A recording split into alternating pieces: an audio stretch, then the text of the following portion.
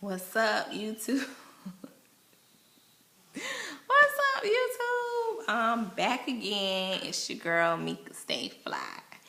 And at this moment, I want to talk to you all about the ugly, ugly, ugly disease known as depression. Yeah. I'm going to take it there. I'm going there today. The reason I want to talk about depression is because I feel like we don't acknowledge it like we should. And I think it's because there's just a stigma attached to it. You know, for generations and generations and generations, we've been taught to kind of, sweep things like that under the rug. And girl, just pray about it and, go on about your business. You too blessed to be stressed and so forth and so on. And while all of that is true, you do have to acknowledge the fact that people go through certain mental and emotional illnesses, and they have a major impact on the lives of those around you and your own life. And I'm just going to speak personally. I'm going to be, transparent right now and talk about my bout with depression. Without going into a whole bunch of detail, I'm just gonna say that I suffered from depression, and at the time I would not call it depression. I refused to call it depression because I'm like, I am not gonna speak that into existence, and that is not what this is, and blase squaw.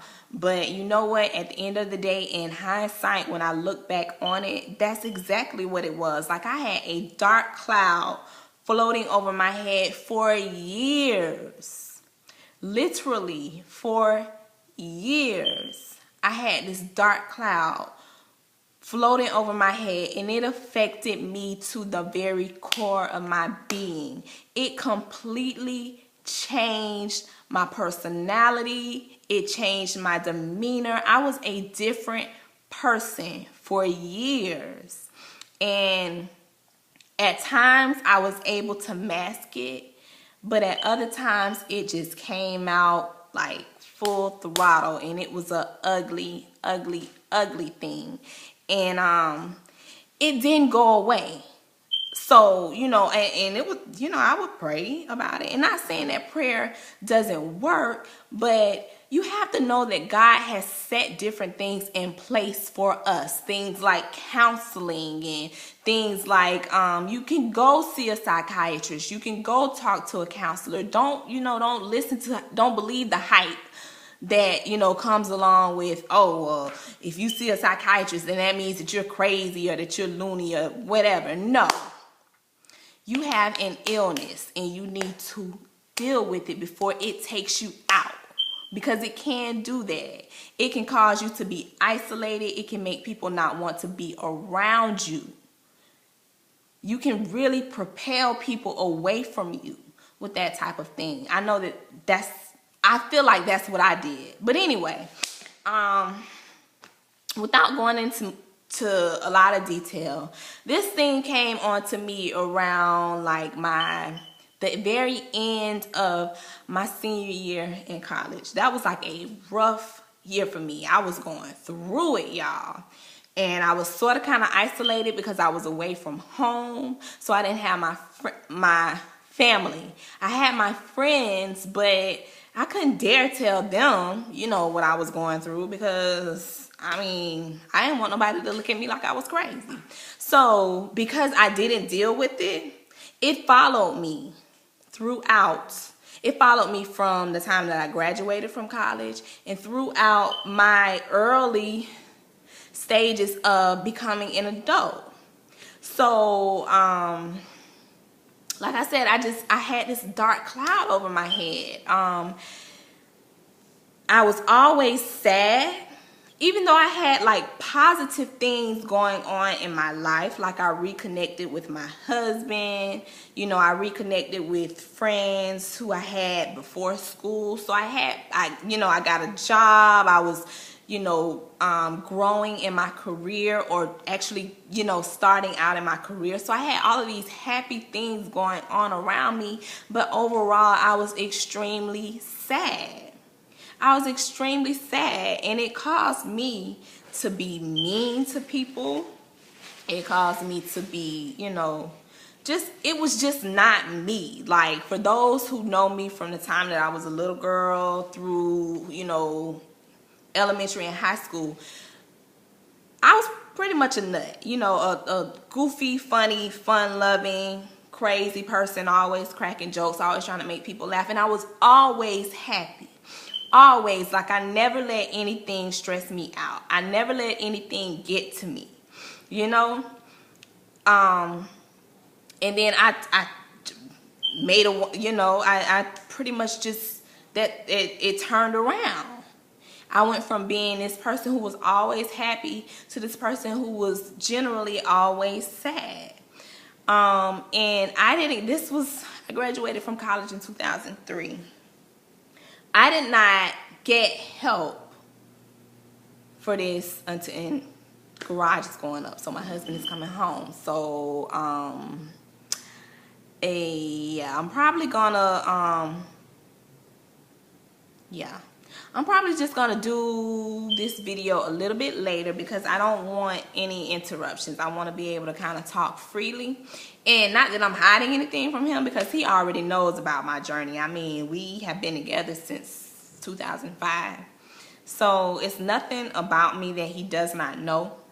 But it's just gonna be a lot of activity in my house now, and here he comes. There he is. So he's looking at me like, what the heck are you doing?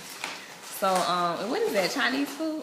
Oh, okay. Yeah, so anyway, y'all,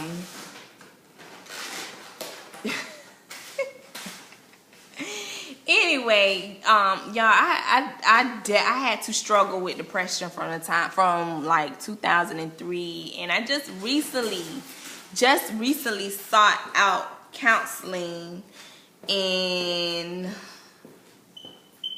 just last year. It's been about a year. It's been about a year since I finished my counseling, and I went to counseling through the church that I've been visiting. And the counseling started out as one type of counseling, and then in that type of counseling, deep, dark secrets came out, and I was encouraged to deal with those other demons in my life. And let me just say, and it was Christian-based counseling. So, you know, I went through my church. So a lot of it was, you know, reading different Bible verses that were related to my issue, and then just learning how to trust in God, learning how to lean on Him for support, learning how to just cast all of your cares on Him. And let me just say that was the best thing that I have ever done in my life, because although I still get sad about different things at times, they just don't shake me like they used to. Like I think I've transition from this person who was always mad, always upset, always sad, always down in the dumps with this gray cloud over my head, to this I'm finding the old me. Like I used to say that all the time. I used to say, I don't recognize this girl. I miss the old me. I miss the Mika Stay Fly who was always bubbly, and I miss the Mika Stay Fly who was always laughing and cheerful, and you know, who didn't have a care in the world. And I think that I'm getting back to that person. Yeah, I am that person. I'm back to that person. Yeah, there are still buttons that you do not push with me because, yeah. So while those still exist, I think I know how to mask them a little bit better. I think I know how to, you know, do like I did back when I was a young girl and just kind of let the stuff slide. Now, I will vent to my husband and I will talk his ear off about things that make me upset, because that's my partner in life and that's what I'm supposed to do. So I will burn a hole in his ear talking about who worked my nerves. But once I get it out, I'm good. So with that being said, y'all, please know that depression is no joke. It's no joke, and it's not anything that you have to be embarrassed by. It's not anything that you have to be ashamed of. I promise you, nobody is gonna think you're crazy for getting help, and if they do, so what? This is a life and death situation. That emotional stress and that emotional baggage can send you to an early grave. It really can. So please, please, please, please, if you are watching this video and if there is a inkling of depression in your life, and I'm just gonna keep saying the word, because I remember that I never wanted to say it. I never wanted to call it what it was. Oh, I'm not depressed, I'm just having a bad day, or I just don't feel good. It's not. No, this is not depression. I will not rebuke that. I will not, so forth and so on. I will not claim depression. But guess what? It is what it is. If it quacks like a duck, probably is a duck. So, yeah, if you're watching this video and if there's a inkling of depression in your life, I beg you to find somebody that you can talk to, somebody who is not going to be judgmental, somebody who you can be transparent with. Look to your local churches. A lot of them will offer free counseling. Sometimes that type of counseling is covered by your health insurance, if you have health insurance.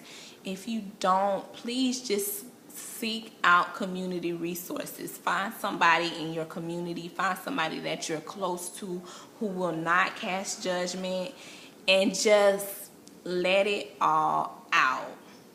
Let it all out and find helpful ways to deal with it, and I promise you, you'll be a different person. I know that I am. I got my swag back, y'all. It was gone for a long time. I mean, from 2003 to 2011, that thing was just like haunting me, like, it was just, like I said, just this cloud floating over my head. And don't get me wrong, like, it wasn't all the time, but it was just in general. Generally, I was not the person who I used to be.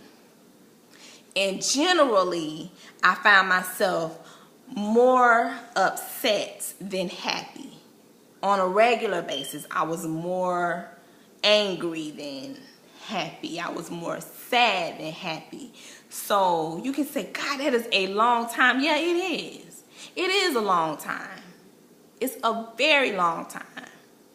But I thank God that I was able to recognize it. And I thank God that I was finally able to get help.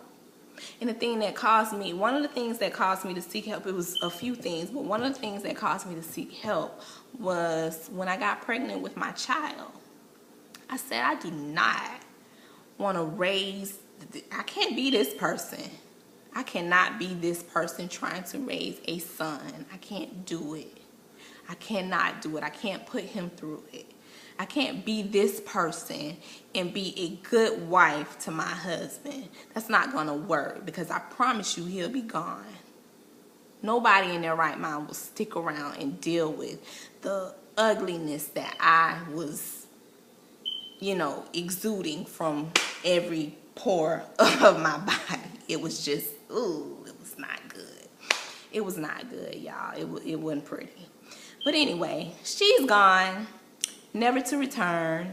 And yeah, I feel like y'all should please take heed. If anybody is dealing with